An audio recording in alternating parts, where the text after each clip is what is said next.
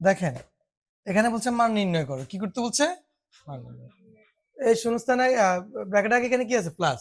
Plus সাথে minus গুণ দিলে -7, এখানে -8, মাইনাসে মাইনাসে +25। এখন এখানে ঋণাত্মক কয়টা? ধনাত্মক কয়টা? ঋণাত্মক দুটো যোগ করেন। তো ঋণাত্মক দুটো যদি যোগ করি এখানে কোন চিহ্ন দিব? চিহ্ন দেবো মাইনাস। দুটো যোগ করেন, 8 7 কত? 15 +25। এখন কয়টা সংখ্যা এখানে? এই দুইটার মধ্যে 15 কি আর 25 তো দুটি সংখ্যার মধ্যে একটি ঋণাত্মক একটি ধনাত্মক হলে আমরা যোগ করবো না বিয়োগ করব? বিয়োগ করবো। তাহলে 25 থেকে 15 বিয়োগ করবো না 15 থেকে 25? তো 25 থেকে 15 বিয়োগ দিলে কত হয়? 10 +10। 25 এর আগে কোন চিহ্ন আছে? হ্যাঁ +10। এখন এটা বুঝছেন?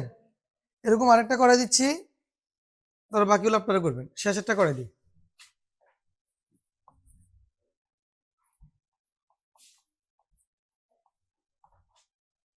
আমরা কোথা থেকে লিখছি? এটা প্রশ্নে ছিল, প্রশ্ন ছিল, এটা এই প্রশ্ন। তাহলে আমরা মান নির্ণয় করবো, কিভাবে করবো? আগে 50 মাইনাসে মাইনাসে গুণ করলে +40, আবার মাইনাসে মাইনাসে গুণ করলে কত হয়? +2। এখানে সবগুলো ধনাত্মক না, তাহলে সবগুলো কি হবে? যোগ হবে। 50 সাথে যোগ করলে 90, 90 সাথে 2 যোগ করলে 93। শেষ। সহজ না? সৃজনশীল যদি এটা আসে, এটা গণঙে থাকবে, 4 মার্কের জন্য এই প্রশ্নটা থাকে। দেখছেন কত ইজি ইজি সমাধান না? তো বুঝতে পারছেন? যারা যোগ বিয়োগ জানেন, এতদিন যেগুলো করেছে এগুলো বুঝছেন, তারা এগুলো খুব সহজে পারবেন। তাহলে 2টা অঙ্ক করেন।